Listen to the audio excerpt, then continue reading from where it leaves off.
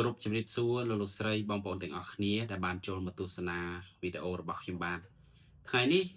សូមលើកយកចំណុចមួយមករៀបរាប់ក៏ដូចជា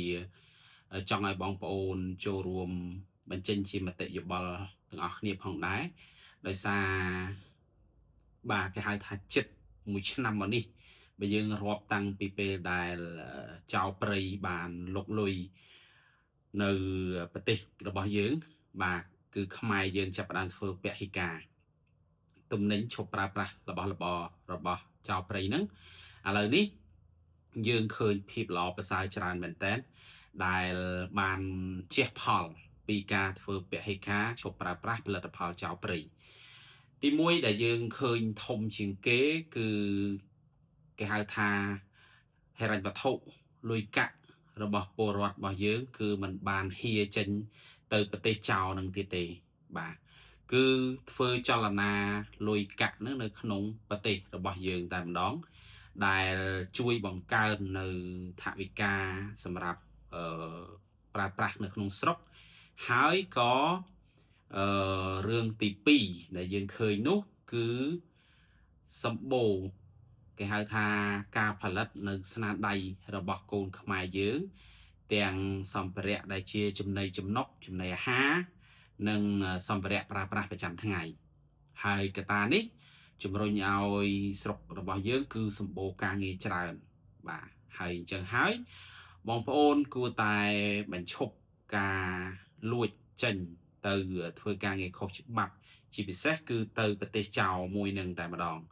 ព្រោះកាលណាដែលយើងទៅប្រទេសចោលមួយនឹងហាក់ដូចជាយើងបានចូលរួមចំណែកលើកស្ទួយឲ្យចោលនឹងសម្បូរកម្លាំងធ្វើការហើយទាំងដែលយើងទៅយើងគិតថាប្រាក់ខែនៅប្រទេសយើងអាចបានទាបជាងនៅប្រទេសចោលប៉ុន្តែអ្វីដែលចោលទទួលបានគឺកម្លាំងដែលជាការងារដែលគេមិនចង់ឲ្យពលរដ្ឋគេធ្វើគេឲ្យយើងអ្នកធ្វើការងារហ្នឹងគឺយើងទៅធ្វើគឺយើងមិនអាចបានទៅធ្វើការងារល្អពេកទេធម្មតាសេដ្ឋកិច្ចគេប្រសើរជាងយើងច្បាស់ជាគេឲ្យបៀវត្សប្រាក់ខែមកយើងរៀងក្រែគួរសមហើយប៉ុន្តែវាជាការងារភាគច្រើនដែលយើងទៅធ្វើហ្នឹងគឺជាការងារដែលជនជាតិគេគឺគេមិនចង់ធ្វើទេគេទុកឲ្យអ្នកដែលលួចឆ្លងដែនអ្នកដែលមានចំណេះតិចតួចហ្នឹងទៅធ្វើហើយខ្ញុំនិយាយចេះមិនមែនមើលងាយបងប្អូនថាមិនចេះមិនអីទេគ្រាន់តែថានោះជាផ្នត់គំនិតរបស់ចៅដែលថាការងារទាំងអស់ហ្នឹងគឺសម្រាប់តែអ្នកណាដែលលួចឆ្លងដែនទៅធ្វើនៅប្រទេសរបស់គេមិនថាតែជនជាតិខ្មែរយើងឬក៏ប្រទេសផ្សេងដែលនៅជុំវិញហ្នឹងលួចចូលទៅប្រទេសហ្នឹងក៏ដូចគ្នាដែរភាគតិចណាស់ដែលទៅដល់បានធ្វើការងារល្អហើយបើសិនបើមានចំណេះដឹងរហូតដល់ធ្វើការងារល្អក៏យើងគួរតែធ្វើនៅក្នុងប្រទេសរបស់យើងដើម្បីចូលរួមចំណែកលើកស្ទួយសេដ្ឋកិច្ចរបស់យើងលើកស្ទួយគេហៅថាសង្គមជាតិរបស់យើងឲ្យខ្លាំងឲ្យពូកែ4-10ឆ្នាំក្រោយគឺយើងនឹងអាចមានលទ្ធភាពក្នុងការគេហៅថាការពារខ្លួនបានគ្រប់យ៉ាងតែម្ដងមិនថាតែផ្នែកសេដ្ឋកិច្ចផ្នែកហិរញ្ញវត្ថុផ្នែកការសិក្សាផ្នែក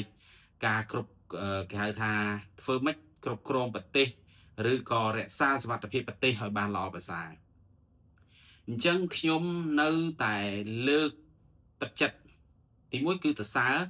ដល់បងប្អូនដែលអហង្ការដាច់អហង្ការតែម្ដងក្នុងការ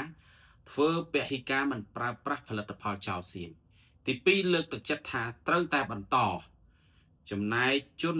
ដែលលួចនាំចូលគឺជាជនក្បត់ជាតិចំណែកជនដែលនៅតែបន្តប្រើប្រាស់ទោះដឹងថាជារបស់ចោលសៀមហើយនៅតែលួចប្រើប្រាស់លួចកថាំងប្រើតែម្នាក់ឯងនេះប្រើម្ដងម្កាលទេតែបន្តិចហ្នឹងបើយើងចូលគ្នាទៅវាច្រើនបាទកុំភ្លេចថាពេលដែលយើងធ្វើពហិការចំណូលរបស់ប្រទេសចោលហ្នឹងគឺបាត់បង់ច្រើនណាស់បងប្អូនអញ្ចឹងបើយើងទាំងអស់គ្នាផ្ដាច់ឲ្យដាច់បាត់តាមការណែនាំ